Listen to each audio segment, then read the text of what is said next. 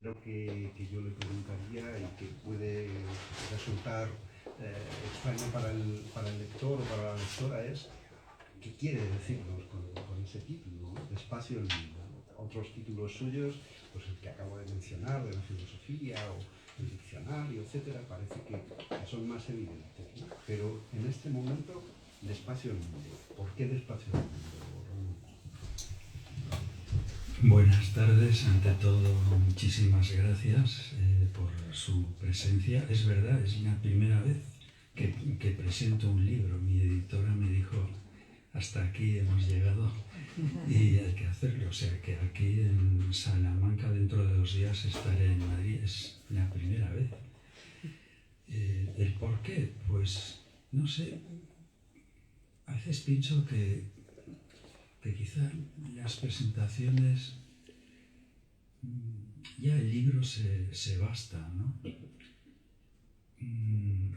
Pero bueno, estoy contento, llevo una vida muy retirada, por eso he podido trabajar en mi vida muchísimo, pero no he vivido apartado, he vivido retirado, pero no apartado, siempre muy atento al mundo, ¿no?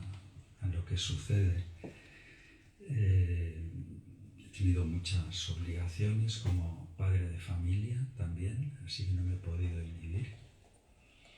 Y bueno, y aquí estoy con Despacio el mundo porque ya sé que esto no llega ni siquiera a un granito de arena, ¿no? Un libro, pero ante esta vorágine se habla tantísimo de aceleracionismo, en ambos sentidos, unos porque creen que es una manera de regenerar el sistema y otros que creen que es una manera de colapsarlo, ¿no? Acelerar para que se rompa del todo. Y bueno, yo pensé que, ¿por qué no escribir un libro en favor de los gestos, de detenerse en la mirada? En el año, creo, 2012 o 2013, publiqué un libro titulado El luthier de Delft, que era la historia de la entrada en un cuadro de Fabricius, maestro de Vermeer, que es un luthier que está esperando en la calle, hay una mesa en la calle con un laúd y una viola da gamba, que la música que hemos escuchado es para viola da gamba de Bach, una de las 3 sonatas que escribió para viola da gamba y teclado. Y ahí dediqué un apartado al músico cuando está afinando y disfruté muchísimo, apenas 3 páginas. Pensé, ¿por qué no escribir algo así y presentarlo como un modo de detenerse ante un detalle, ¿no? La afinación da mucho de sí, ¿no? Para pensar el mundo, la afinación interior del ser humano, la afinación del oído interior, no el oído interno, sino el interior. Detenerse, esto me permitía hablar de todas estas cosas, hablar de la época del cuadro. Son cuadros los que aquí se mencionan desde el siglo XV al XVIII. Luego hay un museo del oído que me he inventado, en el que hay obras hasta el siglo XXI, cada vez menos frecuentes, porque claro, vamos hacia una pintura no figurativa, entonces es muy difícil, ¿no?, encontrar estos gestos que los pintores del pasado los elaboraban, los trabajaban como un gesto de naturalidad, ¿no? Pero a mí ese espacio previo a la música, ese momento que no está en ningún lugar de la música y sin embargo es crucial, pues bueno, me pareció útil y pensé que hablar de la lentitud era siempre provechoso, ¿no? En un mundo tan veloz. Tan veloz. Efectivamente, antes de llegar aquí estábamos dialogando sobre la dificultad, por lo menos la dificultad que tengo yo, a lo mejor ustedes pueden luego, cuando dialoguemos dentro de unos minutitos,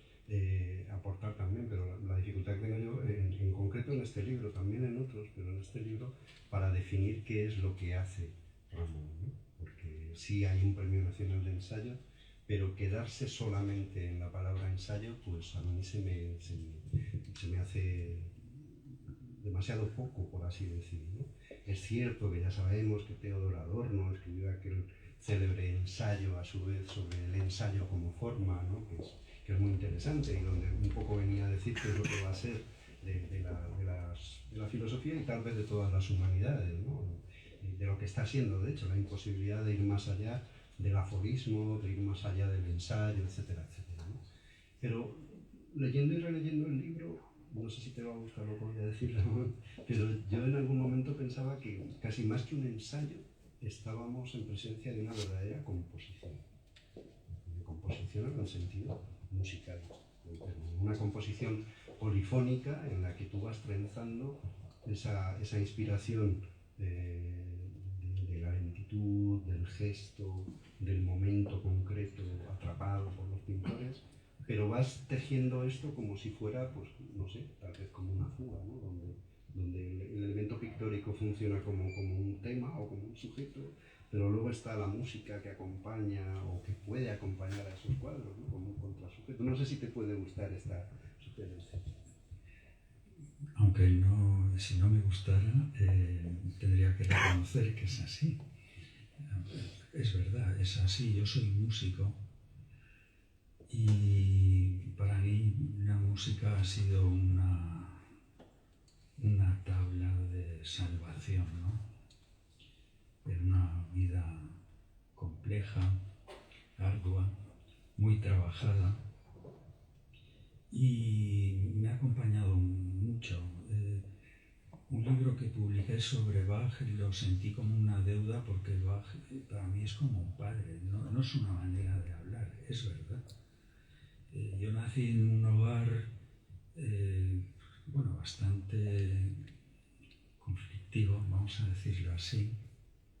Mi padre tocaba el violín, era un violinista aficionado y para mí la música siempre representó una huida ya desde muy niño y en cierto modo me ha estructurado mentalmente, ¿no? Y para mí ha sido muy importante, determinante, hasta el punto que hasta los 30 años fui músico profesional. Lo dejé porque no podía viajar tanto, no me gusta viajar, yo soy muy torpe en los aeropuertos, en las estaciones, todavía hoy para ir de Atocha a Chamartín ha sido una dificultad.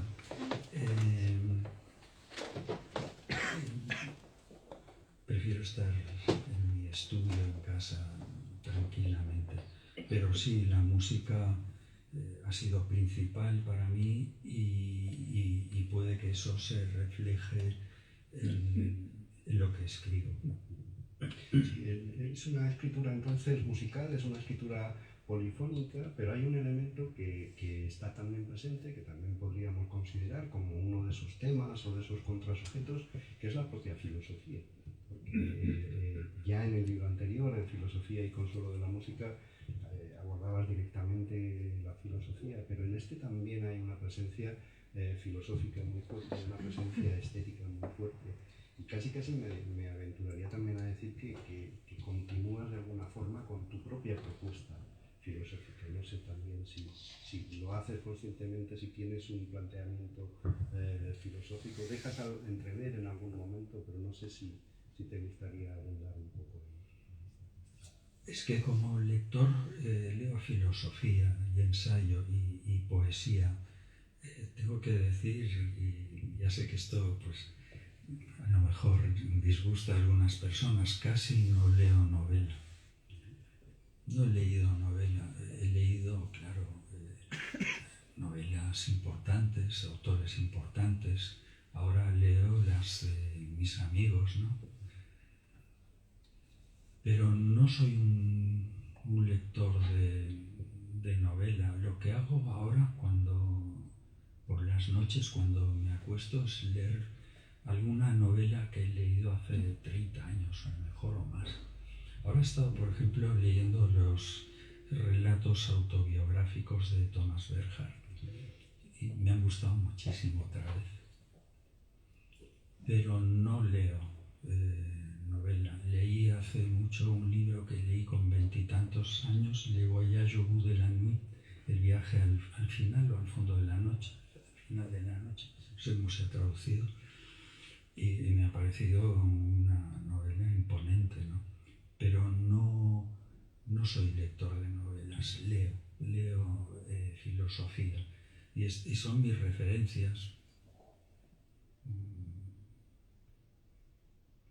Leo antes a Montaigne o Erasmo o a ensayistas o pensadores contemporáneos antes que cualquier novelista. Pero fíjate, otra cosa que en medio de ese tejido polifónico en el que está esa filosofía, esa música, esa pintura, sin embargo hay también iluminaciones, por utilizar el término benjaminiano, de arte contemporáneo, de música contemporánea, ¿no?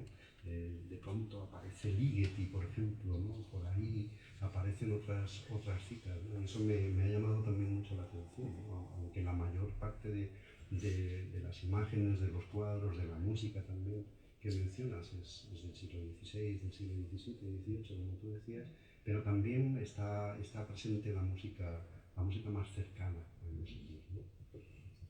Es importantísima la música contemporánea. Ligeti, que has dicho, es un grandísimo maestro. El arte contemporáneo es muy importante. Claro, nosotros, los de mi generación, nos formamos en una música romántica, en el repertorio romántico. Y hay un cansancio, o al menos lo siento yo, ¿no? De esa muestra continua del ego. Claro que Schumann es maravilloso, Chopin es maravilloso, Brahms, Schubert, claro. Pero es una música autobiográfica continuamente, ¿no? Lo que ha hecho la música contemporánea es apartarse de la narración, sanear esa mirada tan subjetiva y pensar espacios no explorados del sonido. Claro, a muchas personas aparta el hecho de que no haya repetición, que tanto nos gusta. En la música contemporánea, que se trabaje mucho sobre el sonido, se especule, ¿no? Sobre el sonido, una música de gran abstracción dentro de la abstracta, que es la música. Es una música que no afirma, que deja muy libre, es muy mental, es verdad, pero donde el yo queda muy mitigado, muy velado, ¿no? Y creo que es lo único que nos puede salvar es esto, es apartarnos de esa mirada autorreferencial subjetiva que nos ha conducido a un individualismo desde el siglo XVIII, ¿no?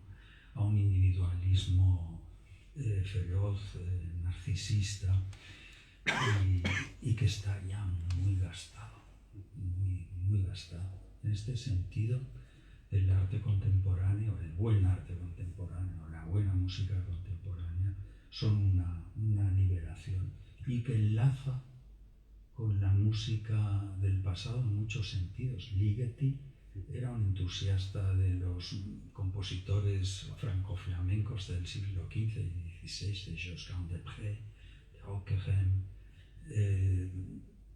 Anton Webern trabajó muchísimo sobre otro maestro del XV, del XVI, que era Heinrich Isaac. Es músicas arquitectónicas donde el sonido es tan importante y es música que no tiene una dirección, no va hacia ningún lugar, no afirma ese espacio. Sí, es realmente el aparente choque, ¿no? Que a veces hay entre unos periodos y otros. Tú lo conduces muy bien. Por ejemplo, hablábamos ahora de la obra obra que estábamos escuchando, que era para viola da gamba, ¿no? Cómo persigues esa transformación cuando la viola da gamba deja de ser ya un instrumento vigente, cómo se va pasando de unas sensibilidades instrumentales a otras, cómo de pronto el violín va conquistando el espacio, la sensibilidad, los gustos de la época, ¿no? Y en ese sentido, el estrechísimo abrazo que hay entre la historia de la pintura que tú vas haciendo, no la historia de la pintura, no sé si como tal, ¿no? Sino la que tú estás trazando y trenzando en el libro con la propia historia de la música, me parece que es interesantísimo, ¿no? Y ahí, desde luego, pues es donde emerge también otro de los elementos que yo destacaría de esta escritura tuya, sobre todo en este libro, que también estaba presente antes, ¿no? Que es esa especie de, no sé si se podría decir así, una especie de empatía transhistórica, ¿no? Ese compadecerte de los que sufrían ya en el 15, ya en el 16, ¿no? Y esa atención que le prestas, ¿no? A muchos de los personajes que están en los cuadros y a otros que no están, pero que se puede adivinar, ¿no? Eso me ha parecido fascinante en tu libro. Gracias por esta observación, porque si hay una constante en el ser humano es el sufrimiento en todo tiempo, el dolor, ¿no? En toda época, la supervivencia. Tendemos, supongo que por influencia de la historiografía alemana del 19, tendemos a idealizar el pasado cuando el pasado fue tremendo, ¿no? Eran más libres que nosotros en un sentido, ¿no? Porque tenían más tiempo. El tiempo no era solo una cuenta atrás, como es ahora. Ahora que somos un proyecto político, cada individuo es un proyecto político que tiene que cumplirse, ¿no? El programa político de cada individuo, ¿no? Estamos tan rendidos a la identidad. Claro, había tiempo y por tanto mucho tiempo depositado, empleado en las obras que se trabajaban, tanto en el labrado de un mueble como en una pintura, como en un tejido, como en una obra literaria. Había tiempo y mucho amor, ¿no? En el empleo de eso. El artista, en cierto modo, ha venido a desbaratar el arte, porque cuando se era artesano había tiempo para eso, para la obra. Y cada vez es más complejo que ese tiempo exista, ¿no? Que ese tiempo se cumpla en una obra, ¿no? Pero bueno, siempre me ha gustado ver esa parte de sacrificio. Yo pertenezco a una familia muy pequeñito, oía hablar de la guerra, de mi prima de 2 añitos y medio muerta en un campo de concentración, de mi tío caído en el frente con 19 años. Claro, yo era un niño y oía todo esto, ¿no? De mis tíos que fueron maquis, a los cuales yo conocí en el País Vasco francés, porque no podían venir a España. Eso de familias rotas, el conflicto, eso me hizo estar muy atento, ¿no? a la complejidad de las vidas. Pues antes de darle la palabra a nuestros oyentes, yo, si no te importa, voy a leer una frasecita que la podemos comentar, por supuesto, que yo creo que además a Rafa y a su equipo le va a resultar muy interesante, ¿no? Porque habría muchísimas otras, de hecho la lista es muy larga, pero creo que el diálogo entre todos puede ser más interesante que monopolicen el tiempo, ¿no? En un determinado momento Ramón nos dice algo que podemos comentar y que tal vez si él quiere puede comentar. Los libros, las las obras pictóricas y los instrumentos musicales son pequeñas salas de primeros auxilios para los de caída fácil en el desánimo. Esa imagen me parece que es magnífica, pero no sé si quieres ampliar por algún lado. Bueno, para mí sí son salas de primeros auxilios, son los instrumentos, los cuadros, los libros, son vendajes en cierto modo, ¿no? Para los de caída fácil. Sí, ¿cómo no caer? En un mundo, no solo en nuestro mundo presente, que se las carga todas, sino en un mundo complejo porque está hecho por seres humanos, ¿no? El Homo sapiens es mucho más complejo mentalmente que el Neandertal. Somos una especie neurótica con una capacidad de deseo que nos destruye. El deseo es altamente destructivo. Somos la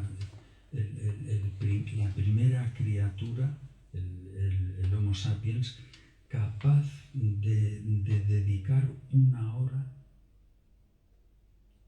Los primeros testimonios están en el Homo sapiens para la elaboración de una pieza, de un instrumento, que además es simétrica, aunque para su función no necesite de simetría. Pero es la primera criatura en el mundo que es capaz de dedicar una hora a elaborar algo, hace 250.000 años. Eso indica una mente compleja, obsesiva, y en este sentido yo estoy muy cercano a Spinoza. No hay que condenar, hemos hecho muchas cosas, ¿no? Buenas, pero somos lo que somos y carecemos de cosas que serían importantísimas, ¿no? Tenerlas, pero carecemos, porque somos humanos.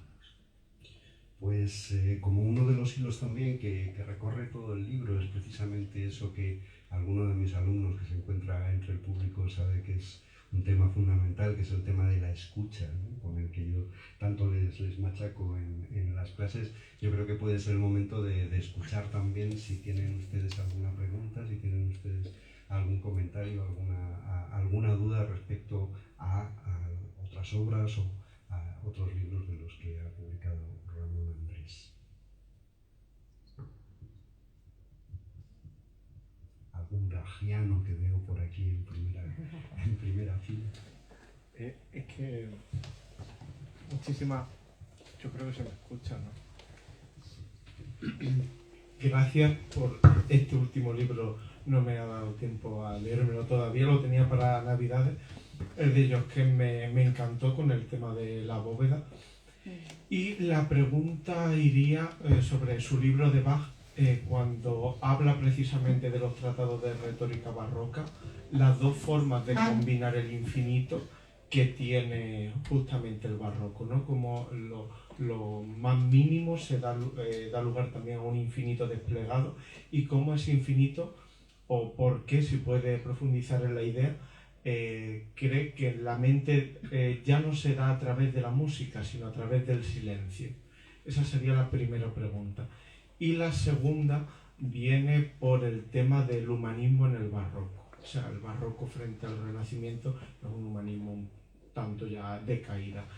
¿Cree que para el presente sería bueno recuperar el humanismo, como han dicho ya otros autores, acabar con él y apostar por otra idea de persona que sea más inclusiva, porque precisamente el humanismo también ha promovido, según yo entiendo, todo lo que usted ha dicho de individualidad, de una prepotencia que ha llevado a acabar con un relato mayor? Muchas gracias.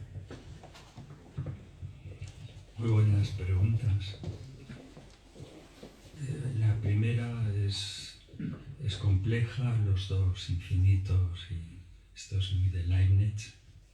Él dice que en un estambre está todo el jardín, que todo el jardín está en un estambre. La música de Bach tiene algo de eso, ¿no?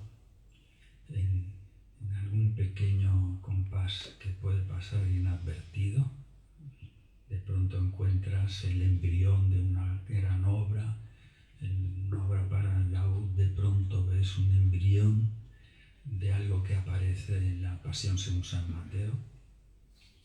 Así que él tenía una mente especulativa e iba entre esos dos mundos, estaba oscilando entre esos dos mundos, ¿no?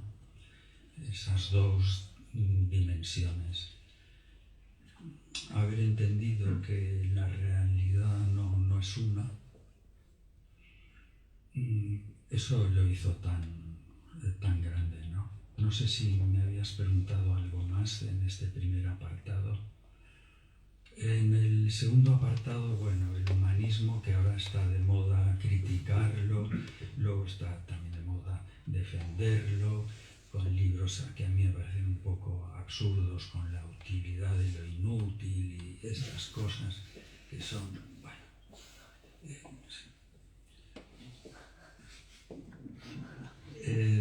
volviendo a Spinoza, hacemos lo que podemos siempre. En el momento en que Dios o la idea de Dios empieza a decaer, porque cuando Nietzsche dice que Dios ha muerto, llevaba mucho tiempo muerto. En el mundo de las ideas, digo. En el mundo de las ideas. Y muchas dudas en el mundo de la teología.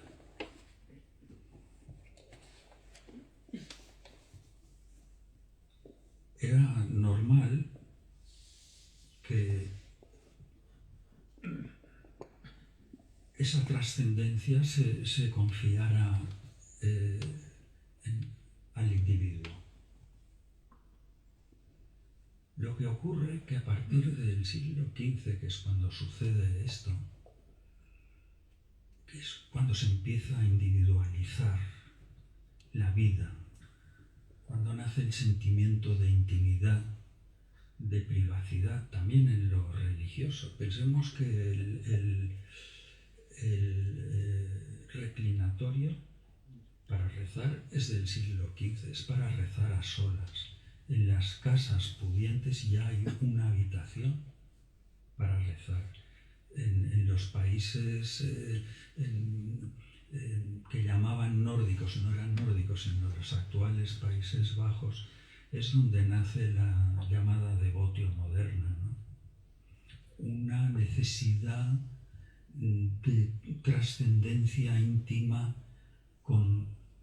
y de comunicación con lo divino, con Dios, sin la mediación de la Iglesia. En un momento de conciencia individual, pues claro, se busca en el pasado, se busca lo que creían que en el pasado, lo que el pasado tenía de equilibrio, y se busca en la antigüedad griega, se busca en Roma. Es verdad, el Renacimiento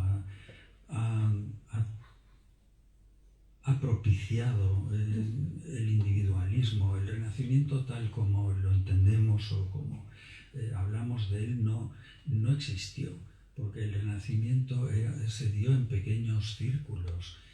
Cuando Montaigne llega a Florencia, se asombra de que Florencia esté tan descuidada, que el adoquinado, el enlosado, mejor dicho, esté tan mal, todo embarrado.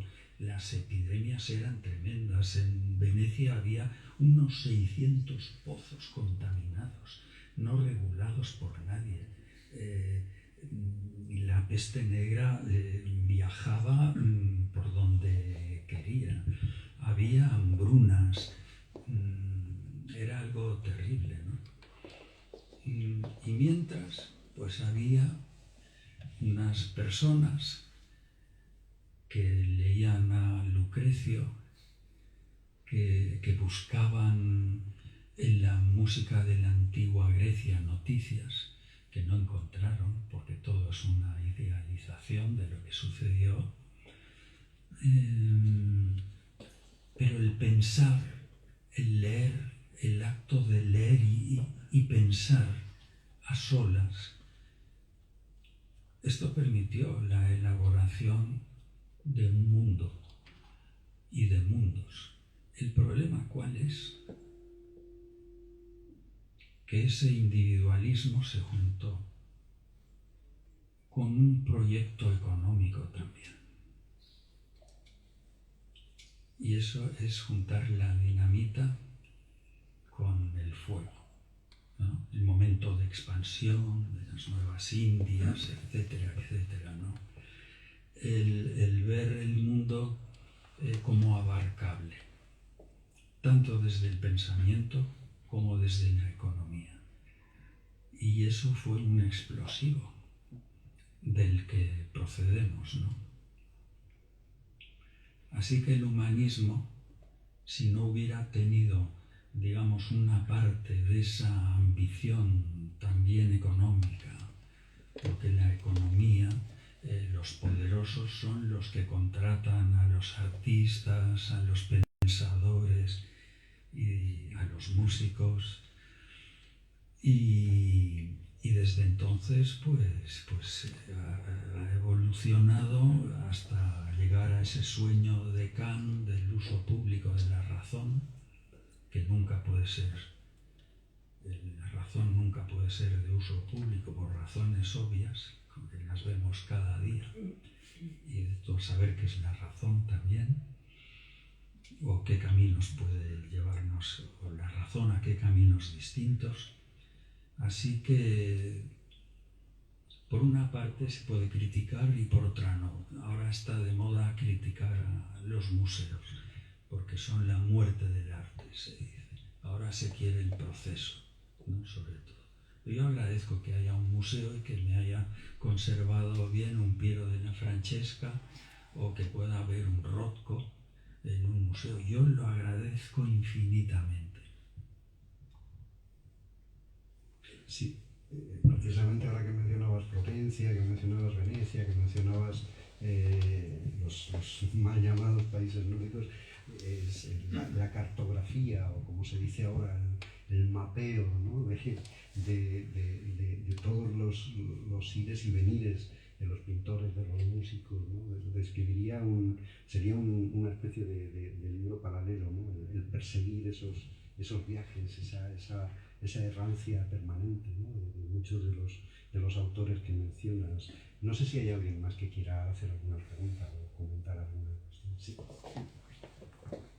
Yo quería preguntar, ha hablado usted de la importancia del tiempo, pero sobre todo del tiempo detenido, del que no hacemos desgraciadamente mucho uso, de la importancia del detalle, de que usted no es muy propenso, digamos, a las presentaciones, a los viajes, que se pierde, incluso esa manera de hablar un tanto cadenciosa, suave.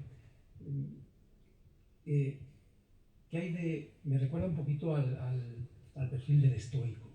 No sé qué hay de estoicismo en Ramón Andrés, si es que hay algo, esa idea de refugiarse más en su despacho, no salir tanto a la luz pública. No sé si quizá a lo mejor hay un tinte de estoicismo o no. Yo creo que no. Seguramente, bueno, estamos ante un profesor de filosofía y seguramente habrá aquí algún filósofo o estudioso o estudiante de la filosofía.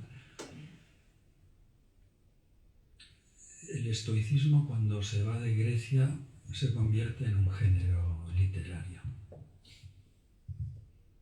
Séneca, que tanto me gusta leerlo, no era estoico. Por poner un estoico conocido, ¿no? La Bruyère, el moralista francés, dice, los estoicos, sí, están hablando todo el día, pero se les rompe el jarrón que más les gusta de casa y se montan en cólera. Sí, yo creo que el estoicismo está bien, es una postura, pero tiene algo de impostado, ¿no? Creo yo.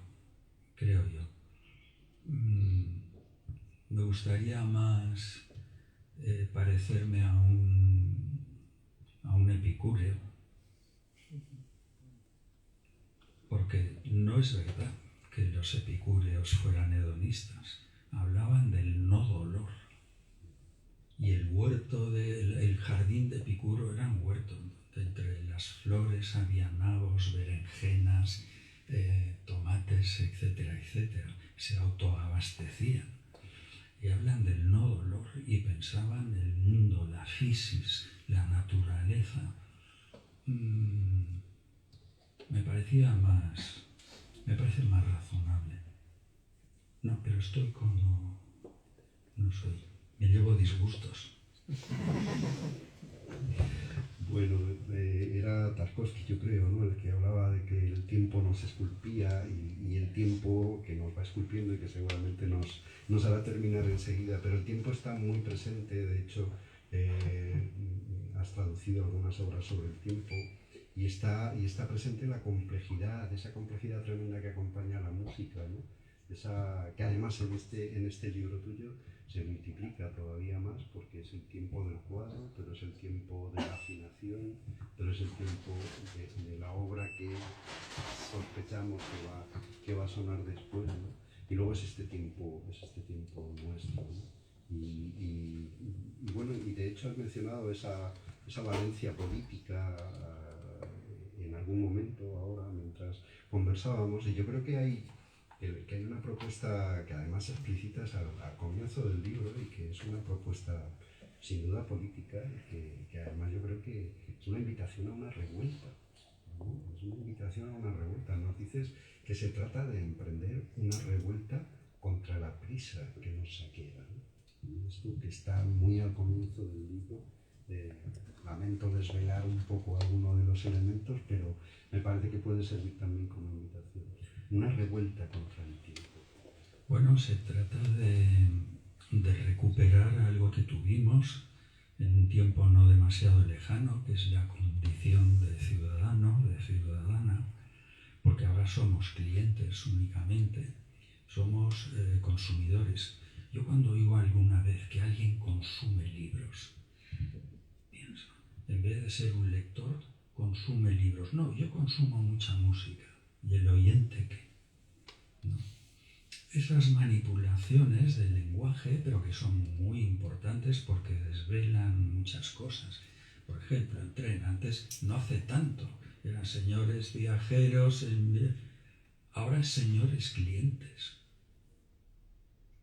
O sea que consumimos distancia, ya ni siquiera viajamos. En fin, dicho esto, sí, hay un cierto ánimo a la revuelta, por lo menos personal, ¿no? Bueno, pues yo creo que con esta revuelta, con esta invitación a la revuelta y con esta pausa que mencionaba usted y con esta relación con el tiempo, con esta invitación a una relación con la pintura, a una relación con la música, a una relación con la filosofía, con el pensamiento, ¿no? También, por decirlo de una forma más amplia, pues yo creo que despedimos a Ramón, salvo que alguien tenga todavía alguna preguntita. Sí, todavía queda una. Por favor.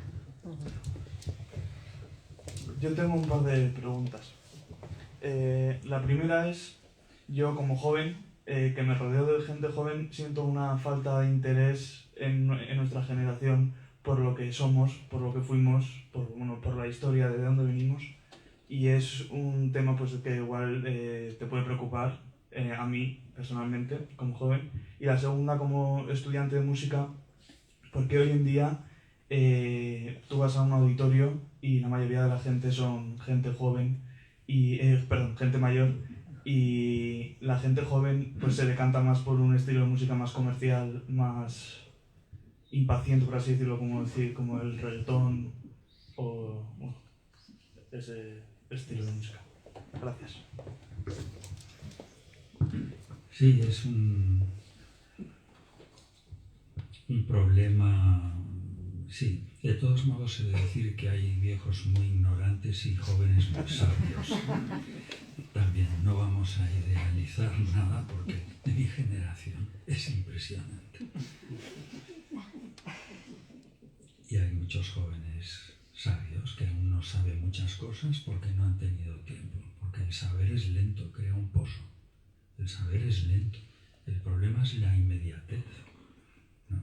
Porque hemos perdido un tiempo humano, que es la espera.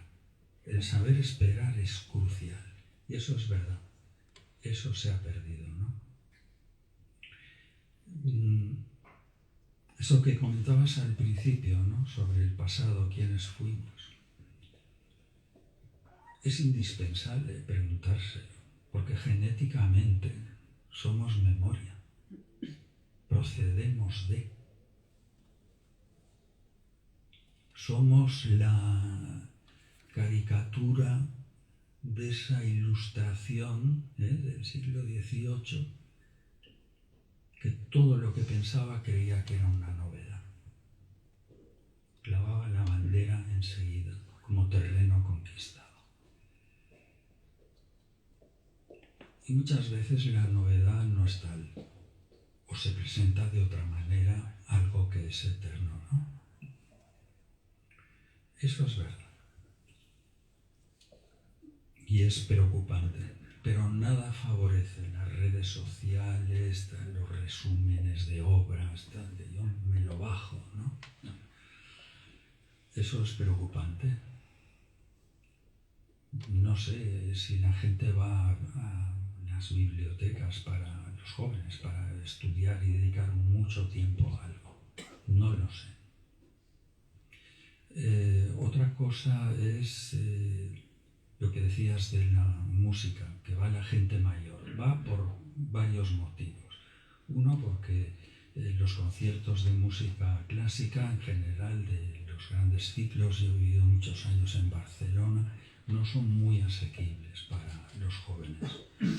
Luego, amigos míos que están en Spotify, que sus obras, una sonata, 4 movimientos, se escucha una sonata. De Beethoven también, ya escuchar un planteamiento de 3, 4 movimientos, eso ya es mucho, porque tiene que ser todo inmediato. Porque nos hemos asaltado nosotros mismos, nos hemos expoliado del tiempo de dedicación a algo, ¿no?